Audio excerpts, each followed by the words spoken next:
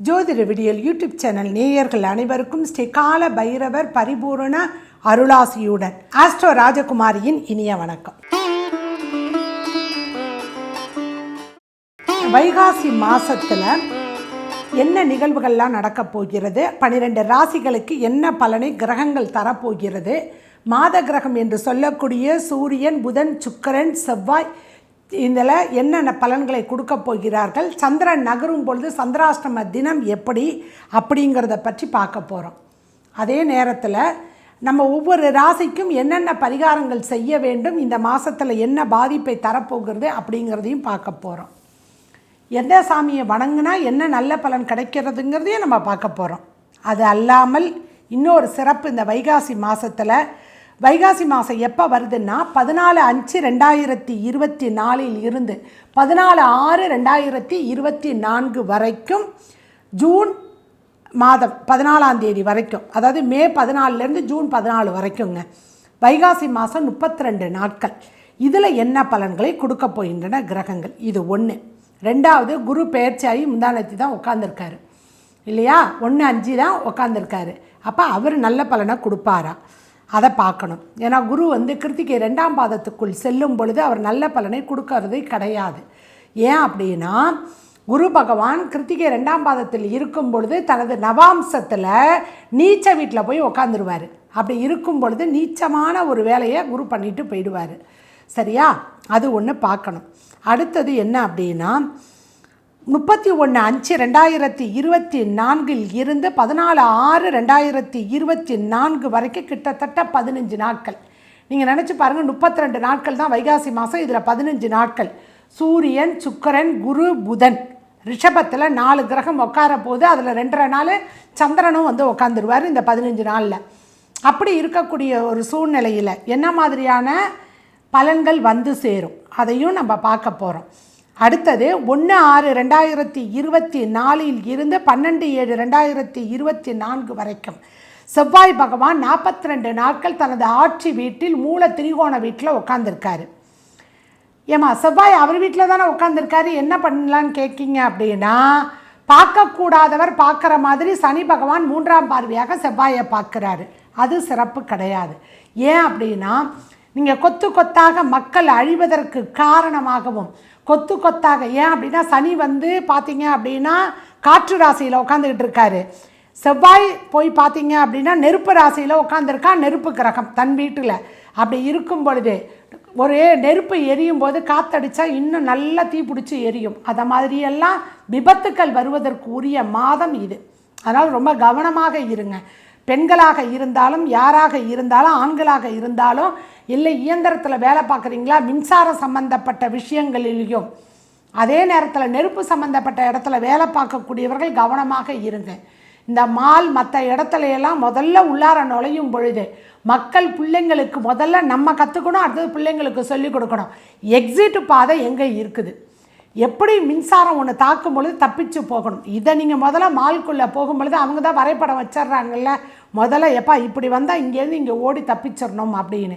ஏன் அப்படின்னா, பதட்டத்தில் நமக்கு கூட வேலை செய்யாமல் மூளை போகும்.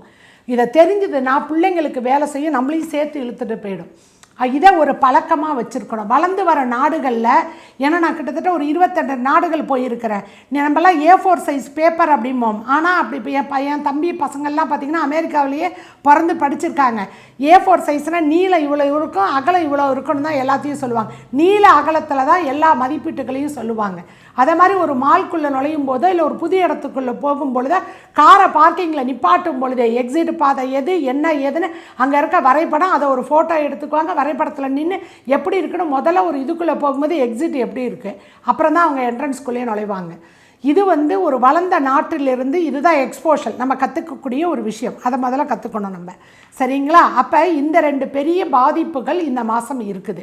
4 கிரக சேர்க்கை என்பது அவ்வளோ சிறப்பு கிடையாது. ஏன் அப்படின்னா, சூரியனுக்கும் சுக்கிரனுக்கும் வேதகன் ஆகாது, சுக்கிரனுக்கும் குருவுக்கும் ஆகாது, சரிங்களா?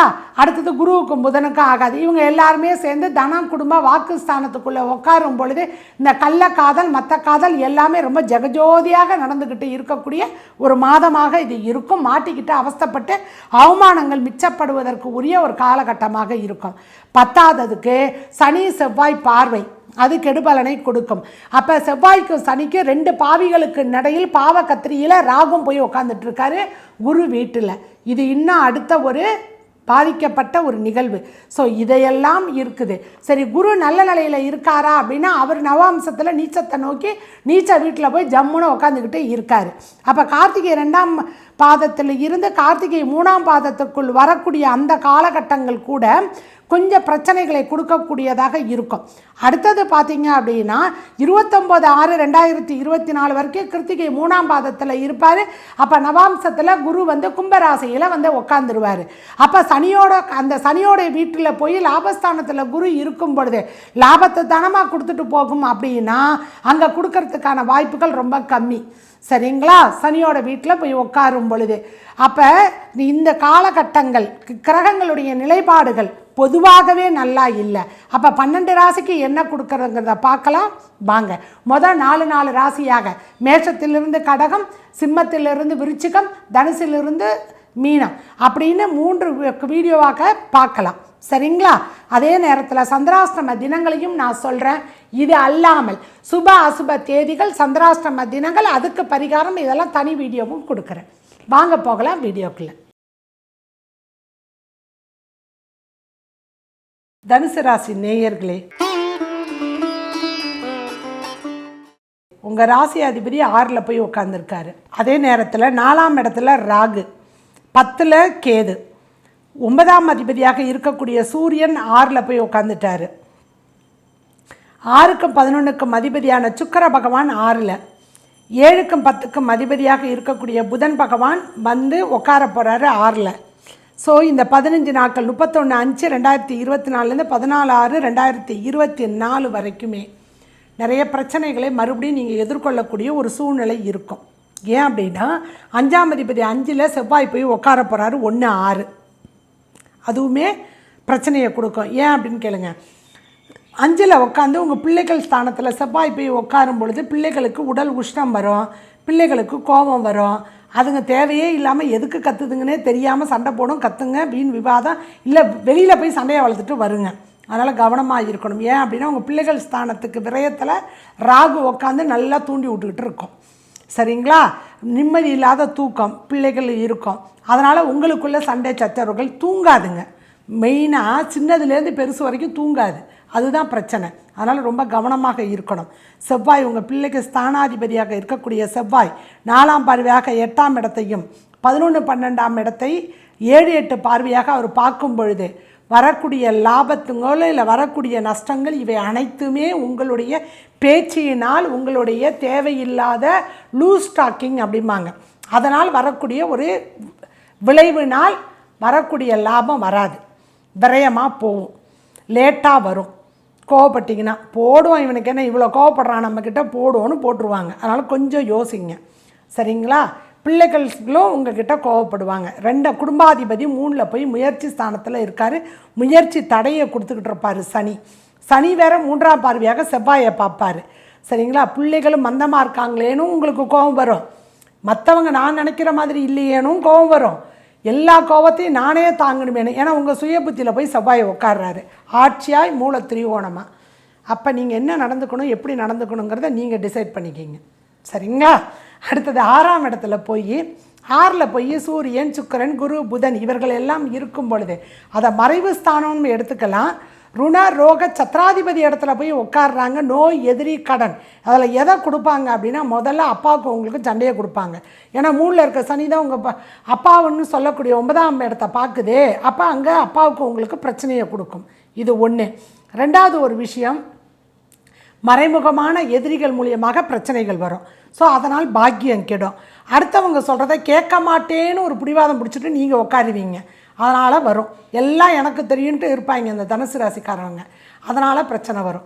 அடுத்தவங்க சொல்கிறத கொஞ்சம் காது கொடுத்து கேளுங்க. கேட்குற மாதிரி கேட்பாங்க, ஆனால் கேட்க மாட்டாங்க. அதனால் கொஞ்சம் அதை புரிஞ்சு நடந்துக்குங்க. சரிங்களா? சரி, உங்களுடைய புதனானது 7ஆம் இடத்து அதிபதியான புதன் போய் 6ல் உட்கார்றாரு. கணவன் மனைவிக்குள் சண்டை சச்சரவுகள் சமாதானம் இல்லாமல் போய்கிட்டு இருக்கோம். யாராவது ஒருத்தர் விட்டு கொடுத்து போங்க, சரிங்களா? மற்றவங்கள 3ஆம் நபர்களுடைய தலையீடு இருக்க வேண்டாம் குடும்ப வாழ்க்கைக்குள். அது உங்களுக்கு தேவையில்லாமல் பெரிய பிரச்சனையை கொண்டுட்டு வந்து விட்டுடும். தொழில் வேலை செய்கின்ற இடத்துல கேது இருக்குது, அதனால் கொஞ்சம் தடையை கொடுக்கும், நிறைய பிரச்சனையை கொடுத்து அனுபவத்தை கொடுக்கும். அதே நேரத்தில் திரிகோணத்தில் சூரியன் சுக்கிரன் குரு புதன் இவர்கள் எல்லாம் கேதுவோட இணையக்கூடிய இந்த வேலையில் 6 10 இருக்குது. அப்போ என்ன ஆகும் தெரியுமா? கிரகம் என்ன சொல்ல வருது இந்த மாதம் அப்படின்னா, நீ அடுத்தவனுக்கு உழைக்கணும், பணத்தை எதிர்பார்த்து உழைக்காத, நீ உழைக்கணும், அதில் உன் கர்மா கழியும், அதுக்கு தான் நாங்கள்லாம் போய் உட்காடுறோம், அதை முதல்ல செய்ய அப்படின்னு சொல்லுது. அதனால் நீங்கள் தொழிலதிபராக இருந்தாலும் உங்கள் கிட்ட வேலை பார்க்குறவங்களுக்கு அவங்க குடும்பத்துக்காகவோ அவங்க பிள்ளைங்களுக்கு படிப்புக்காகவோ இல்லை அவங்க பிள்ளைகளுடைய ஏதோ ஒரு மருத்துவத்துக்காகவோ நீங்கள் அலையிற மாதிரி இருக்கும். இல்லை அவங்க ஏதோ ஒரு உதவி கேட்டு வருவாங்க, இந்த அப்ளிகேஷனை ஃபில் பண்ணால் கூட அதுவுமே ஒரு பெரிய வேலை தான். அப்ளிகேஷனை ஃபில் பண்ணி கொடுங்க, இல்லை அதை என்ன விசாரித்து சொல்லுங்கள், பரவாயில்லை, கர்மாவை நம்ம எப்படி குறைக்கிறது, அதனால் அதை நீங்கள் செய்யுங்க, தயவு செய்து அதை செய்யுங்க, சரிங்களா? அடுத்தது, இந்த காலகட்டத்தில் நீங்கள் தொழிலதிபராக இருந்தீங்கன்னா உங்கள்கிட்ட ஃபேக்ட்ரியிலையோ மற்றவங்கள வேலை செய்யும் பொழுது அவங்கள தட்டி கொடுத்து அவங்க குடும்பத்துக்கு உங்களால் முடிஞ்ச உதவியை செஞ்சு, நல்ல உதவி செஞ்சு அதன் மூலியமாக நீங்கள் உங்கள் கர்மாவை கழிச்சுக்கிங்க, சரிங்களா? ஏன்னா உங்கள் ராசி அதிபதி 6ல் போய் உட்காந்துட்ருக்காரு, அதனால் அதை நீங்கள் பயன்படுத்திக்கிங்க. 1. 2வது, உங்களுக்கு பகை கிரகம்னு ஒன்றும் பெருசாக கிடையாது, ஆனால் சமமான கிரகம் சந்திரன் புதன் சனி. சந்திரன் ஏற்கனவே உங்கள் ராசியில் வந்து உட்கார்றதுனால தான், அஷ்டமத்தில் வந்து உட்கார்றதுனால தான் உங்களுக்கு தனுசு ராசியே வருது, சரிங்களா? அடுத்தது 7 10 அதிபதி புதன், அவர் ஒரு சமமான கிரகம். அப்போ நீங்கள் கொஞ்சம் அடக்கி வாசிக்கணும், கணவனாக இருந்தால் மனைவியாக கணவன் அடக்கி வாசிக்கணும், இது ரொம்ப முக்கியம், சரிங்களா? சனி முயற்சி ஸ்தானத்தில் போய் உட்காந்துருக்காரு, அவரே குடும்பாதிபதி. அப்போ நினச்சி பாருங்கள், எனக்கு குடும்பாதிபதியும் பிரச்சனை, 7ஆம் அதிபதி புதனும் பிரச்சனை, ஒரு சமமாக இருக்கணும்னா யார் விட்டு கொடுத்து போகணும்? ஸோ நீங்கள் தான் விட்டு கொடுத்து போகணும். சகோதரன் சகோதரிகளோட பிரச்சனைகள் வருவதற்கு உரிய காலகட்டம். ஏன்னா 3ஆம் இடம் சகோதரத்தில் சகோதர காரக கிரகத்தை போய் பார்க்குது செவ்வாயை சனி. 3ஆம் பாவம் சகோதர பாவம், அவன் போய் சனி பகவான் செவ்வாயம் பார்க்குறாரு 3ஆம் பார்வையாக. நடுப்பெற சுகஸ்தானத்தில் ராகு, செவ்வாய்க்கு சனிக்கு நடுப்பெற. தேவையில்லாத வம்பு வழக்கு உடன்பிறப்புகளோடு வரும், விட்டு கொடுத்து போங்க. இல்லையா அடுத்த மாதம் வச்சுக்கலாம் அந்த பிரச்சனைன்னு தள்ளி விட்டுடுங்க, அது ரொம்ப நல்லது.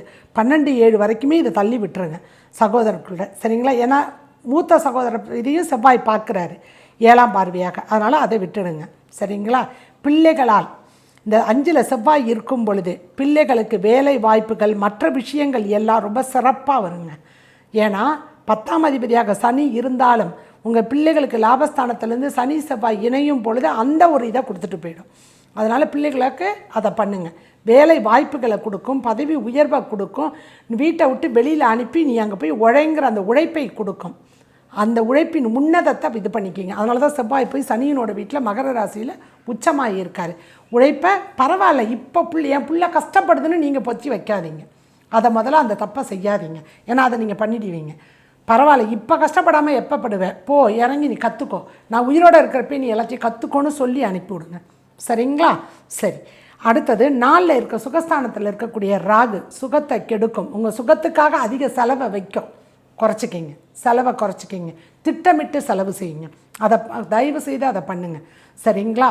ரொம்ப கவனமாக நீங்கள் 31/5 14/6 வரைக்கும் இருக்கணும்.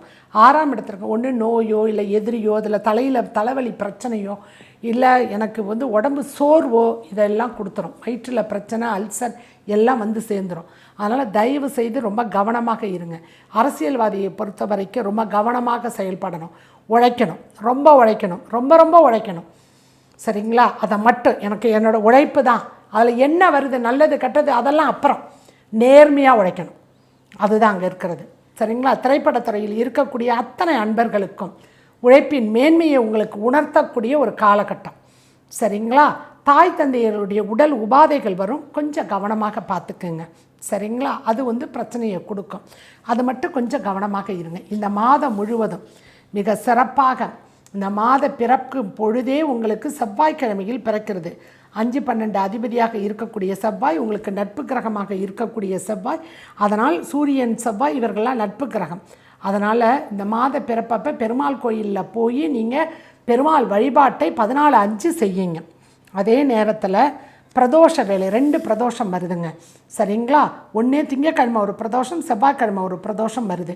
இந்த பிரதோஷ காலகட்டங்களில் குரு சூரியன் இணைந்து இருக்கக்கூடிய வைகாசி மாதத்தில் நீங்கள் சிவபெருமானை பிரதோஷ வேளையில் வழிபாடு செய்யும் பொழுது 20/4/4/6 இதை செய்வீர்கள் என்றால் கண்டிப்பாக சிவன் அருள் உங்களை காக்கும், அகங்காரத்தை குறைக்கும். இதை பயன்படுத்திக்கிங்க, சரிங்களா? ஒன்று திவ்ய பிரதோஷம், இன்னொன்று ருண விமோசன பிரதோஷம்.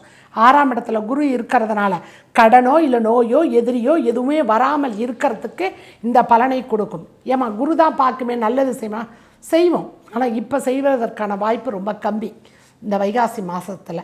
ஏன்னா 5ஆம் பார்வையாக 10ஆம் இடத்தை பார்த்தாலும், 7ஆம் பார்வையாக விரயத்தை பார்த்தாலும், 9ஆம் பார்வையாக 2ஆம் இடம் குடும்பஸ்தானத்தை பார்த்தாலும் கூட இந்த 2ஆம் இடங்கிறது குரு பகவான் நீச்சமாகி இருக்கக்கூடிய நவாம்சத்தில் நீச்சமாகி உட்காரக்கூடிய ஒரு காலகட்டம். அடுத்தது முயற்சி ஸ்தானம் கும்பராசியில் உட்கார்றாரு. அதனால் சிறப்பான ஒரு பலனை இந்த மாதம் உங்களுக்கு குரு பகவான் கொடுக்க மாட்டார். அதனால் கொஞ்சம் கவனமாக செயல்படுங்க, சரிங்களா? அடுத்தது மகர ராசிக்கு இந்த வைகாசி மாதம் என்ன?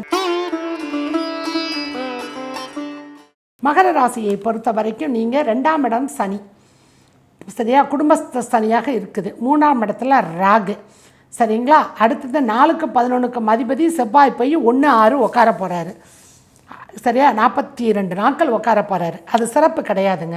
உங்கள் ராசி அதிபதி செவ்வாயை பார்க்கறது, சனி 3ஆம் பார்வையாக செவ்வாயை பார்க்கறது சிறப்பு கிடையாது. 5ஆம் இடம் குழந்தைகள் ஸ்தானத்தில் சூரியன் சுக்கிரன் குரு புதன் இணைவு சிறப்பு கிடையாது. உங்கள் சுய புத்தியை ஆட்டங்காண வைக்கும். உங்கள் பிள்ளைகளால் உங்களுக்கு பிரச்சனைகள் வரும். வளர்ந்த பிள்ளைகளாக இருந்ததுன்னா காதல் வயப்பட்டு அதுக்கு பஞ்சாயத்துக்கு போகிற மாதிரி வரும். சின்ன பிள்ளைகளாக இருந்தால் உடல் உபாதைகள் வந்து ஆஸ்பத்திரி மருத்துவ செலவு ஏற்படுவதற்கான வாய்ப்பு இருக்குது. பகை கிரகம் சூரியன் 5ல் போய் உட்காருது, சரிங்களா? அதனால் ரொம்ப கவனமாக இருங்க. ஏன்னா அஷ்டமாதிபதி 5ல் வந்து உட்காரும் பொழுது உங்கள் சுய புத்தியை ஆட்டி பார்க்கும்.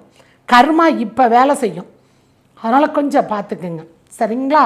நட்பாக இருக்கக்கூடியவன் சுக்கிரன் ராகு கேதுகள் 3/9 ராகு கேது உட்கார்ந்துருந்தாலும் தந்தையின் உடலில் உபாதைகளை கொடுக்கும். அதனால் அவஸ்தைகள் வரும். அதனால் மருத்துவ செலவு இல்லாட்டி வீண் விவாதம் இது வரும், புரிஞ்சுக்கிங்க.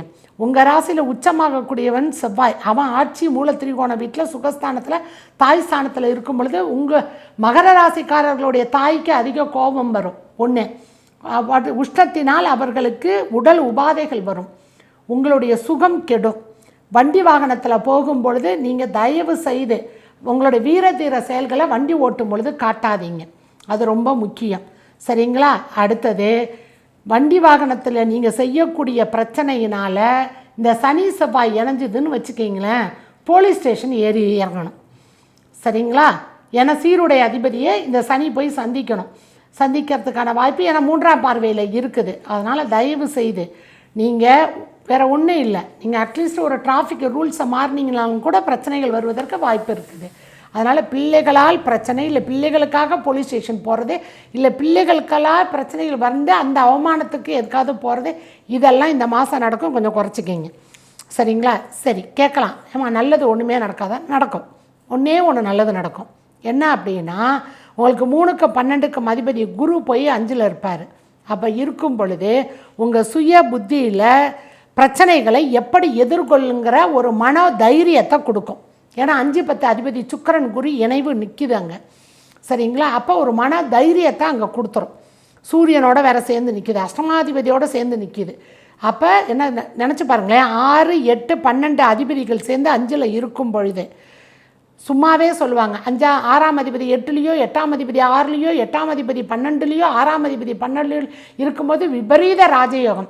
விபரீத ராஜயோகத்தையெல்லாம் அங்கே கொடுக்காதுங்க. ஏன் அப்படின்னா சேரக்கூடாத கெட்டவன் எல்லாம் சேர்ந்து நின்னா என்ன கொடுக்கும்? சுய புத்தியில் இருக்கும். அதே நேரத்தில் கொஞ்சம் உட்காந்து யோசிச்சிங்கன்னா பிரச்சனையை விட்டு எப்படி வெளியில் வரலாம் அப்படிங்கிற அந்த சூத்திரம் தெரியும் உங்களுக்கு. ஸோ சரிங்களா, அதை புரிஞ்சு நடந்துக்கிட்டிங்கன்னா வெளியில் எஸ்கேப் ஆகி வந்துடலாம், சரிங்களா? அதை புரியலைன்னா அதை புரிய அங்கே குரு வைப்பார், அதை நீங்கள் கவனிக்கணும். இல்லாட்டி அபிமன்யு மாதிரி மாட்டிக்குவீங்க. அதை முதல்ல புரிஞ்சுக்கிங்க. வெளியில் வரணும், அதை விட்டு அந்த வீகத்தை விட்டு வெளியில் வர்றதற்கு பார்த்துக்கங்க. அரசியல்வாதிகள் அமைதியாக இருங்கள், உழைப்பை மேன்மையை உணர்ந்துங்க. உங்களுக்கு என்ன சொல்ல வருது சுய புத்தி அப்படின்னு நீங்கள் கொஞ்சம் கவனமாக கேளுங்க. மனசு சொல்கிறத கேட்கணும், அதுக்கு முதல்ல மனசு பக்குவப்படணும். அறிவு சொல்கிறத கேட்டிங்க அப்படின்னா அது சில நேரம் ஆபத்தாக முடிஞ்சிடும். கொஞ்சம் பார்த்து நடந்துக்குங்க. திரைப்படத்துறையில் இருக்கக்கூடியவர்கள் உங்களுடைய முயற்சி அதிவேகமாக இருக்கும், வரக்கூடிய வருமானம் கொஞ்சம் கம்மியாக இருக்கும், பரவாயில்ல. பேர் புகழை பின்னாடி கொடுக்கும், கவலைப்படாதீங்க. மீடியா அதை கொண்டுட்டு வந்து விட்டுத்துறோம், சரிங்களா? சனி பகவான் இந்த காலகட்டத்தில் உங்களுக்கு 2ஆம் இடத்துல குடும்பஸ்தானத்தில் இருக்கிறதுனால தேய்பிறை அஷ்டமி அன்று காலபைரவர் வழிபாடு ரொம்ப ரொம்ப முக்கியங்க. சதாஷ்டமியாக வருது, வியாழக்கிழமை வருது, சரிங்களா? 30/5/2024 அன்று சென்று பைரவரை வழிபாடு செய்யுங்க, அது ரொம்ப முக்கியங்க, சரிங்களா? செவ்வாய் பகவான் 4ஆம் இடத்துல சுகஸ்தானத்தில் இருக்கிறாரு. அந்த சுகஸ்தான அதிபதியே லாபாதிபதியாக இருக்கிறதுனால அதனால் ஏதாவது, ஏன்னா அவருடைய பார்வை 7ஆம் வீட்டில் விழுது, கணவன் மனைவிக்குள்ளே பிரச்சனையை கொடுக்கும், தொழில் இடத்துல பிரச்சனை கொடுக்கும், லாபக்கடத்தில் பிரச்சனையை கொடுக்கும் செவ்வாய், 7-8 பார்வைகள். அதனால் இந்த செவ்வாய்க்கிழமை வைகாசி விசாகம் அன்று முருகப்பெருமானுக்கு விரதம் இருந்து தெனை மாவு இருக்குது இல்லைங்களா, அந்த தெனை மாவுனால மாவுளுக்கு மாவு செஞ்சு நீங்கள் முருகப்பெருமானுக்கு அங்கே நெய் தீபம் ஏற்றி அந்த தெனை மாவுக்குள்ளே நெய் தீபம் ஏற்றி வழிபாடு செய்தீர்கள் என்றால் அதை வரக்கூடிய பக்தர்களுக்கெல்லாம் விநியோகம் செஞ்சிங்கன்னா பிரச்சனையிலேருந்து விடுபடுறதுக்கான வாய்ப்புகளை கொடுக்குங்க. மைத்திரை முகூர்த்த நேரத்தில் கடன் வாங்கியிருந்தீங்கன்னா கடனில் ஒரு சிறு தொகையை கொடுத்துருங்க, சனி செவ்வாய் பார்வை அங்கே இருக்கிறதுனால, சரிங்களா? அடுத்தது கும்ப ராசி ஜென்ம சனியில் இருக்குது. அதற்கு என்ன பரிகாரம், எப்படி இருக்கும் வைகாசி மாதம்னு பார்க்கலாம் வாங்க. கும்பராசி நேயர்களே, ஜென்ம சனியில் இருக்கிறீங்க, சரிங்களா? ஜென்ம சனியில் இருக்கும் பொழுது உங்கள் பிள்ளைகளை உங்களுக்கு உடல் உபாதைகள் கொடுத்து படுத்துங்க, சரிங்களா? ஏன் அப்படின்னா 5ஆம் அதிபதியாக இருக்கக்கூடிய இடத்தோட திரிகோண சந்திப்பு, இது ஒன்று.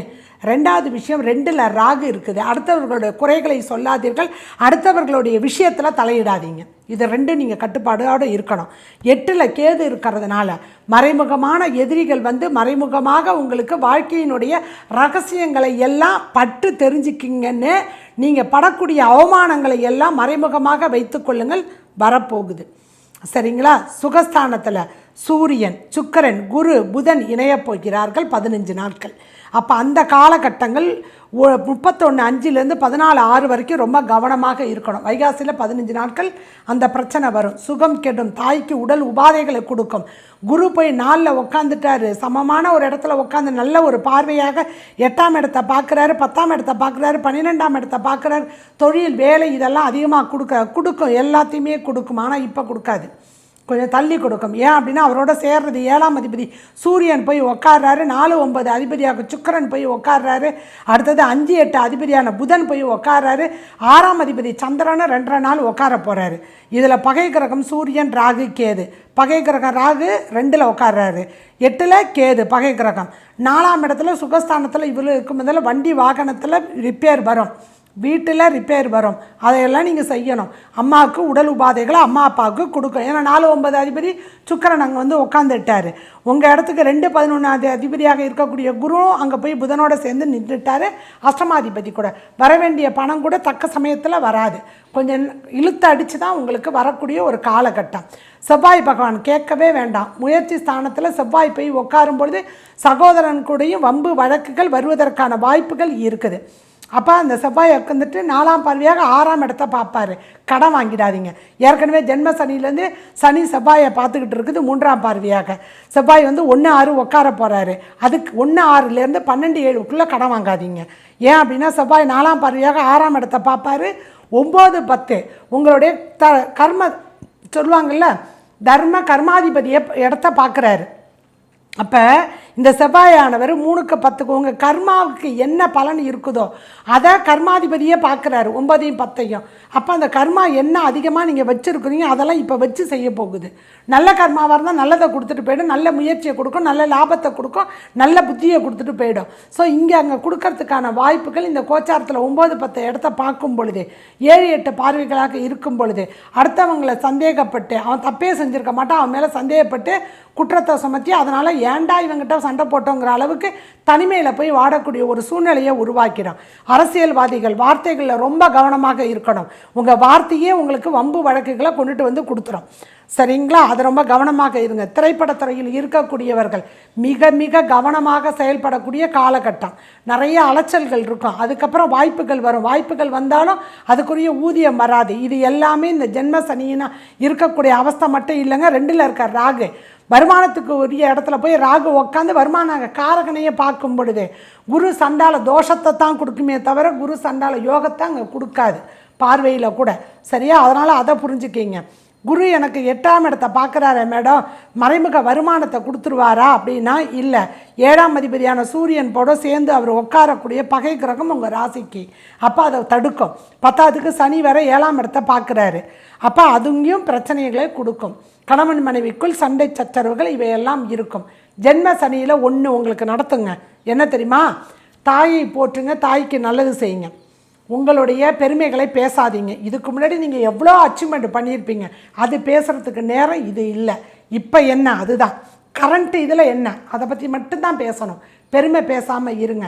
ஏழை எளியவர்களுக்கு வயதானவர்களுக்கு உங்களால் முடிஞ்ச உதவியை செய்யுங்க.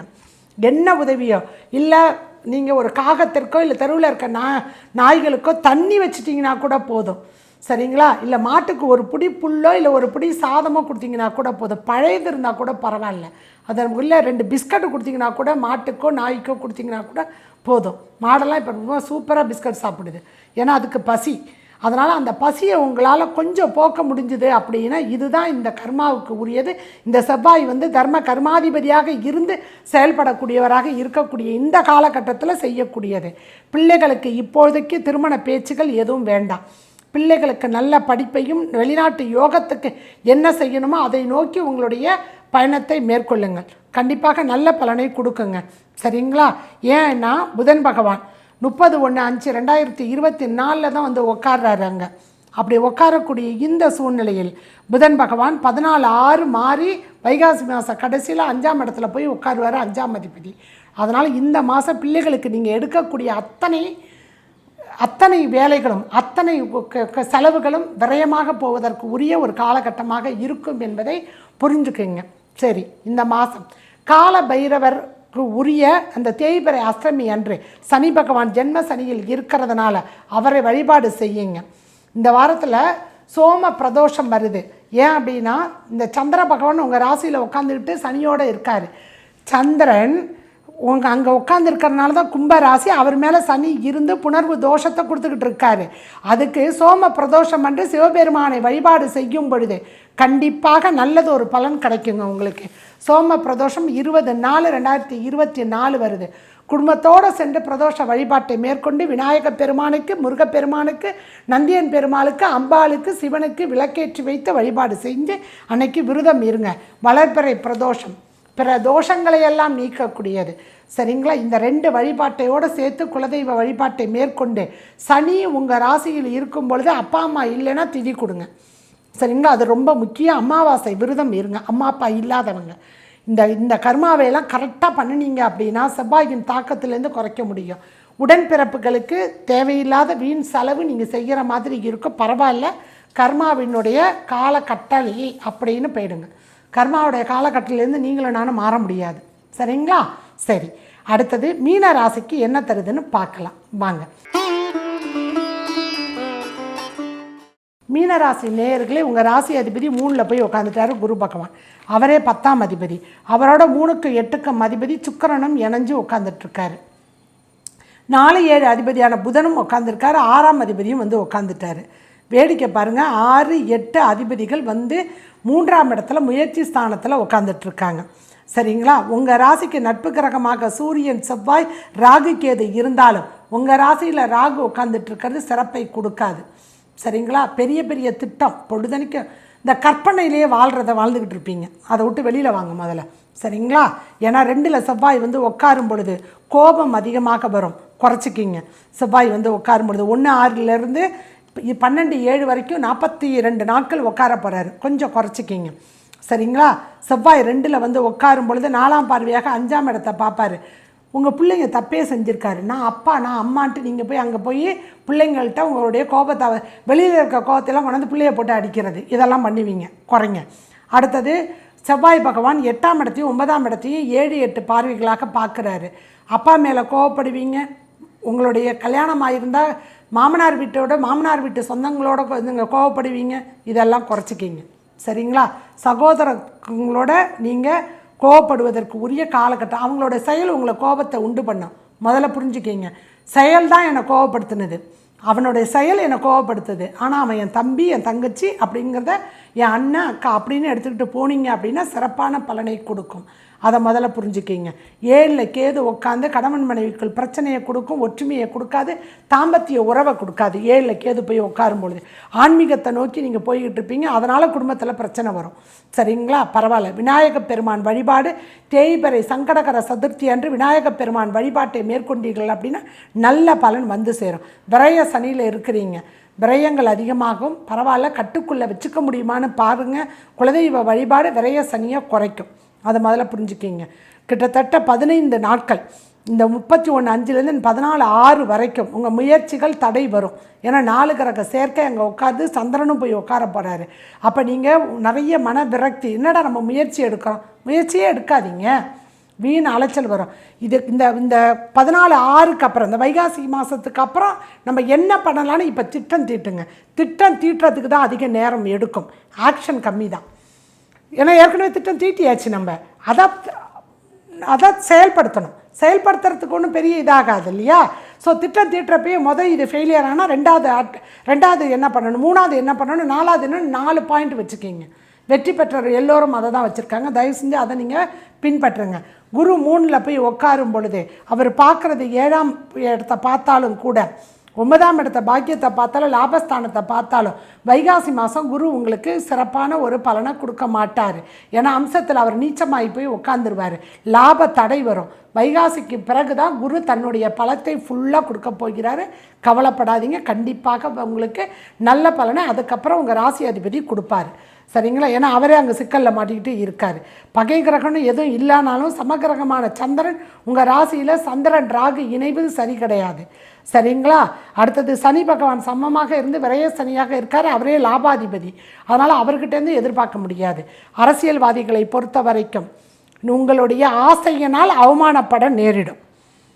திரைப்படத்துறையில் இருக்கக்கூடியவர்கள் உங்களுக்கு வேலையை திட்டமிட்டு செய்யுங்க.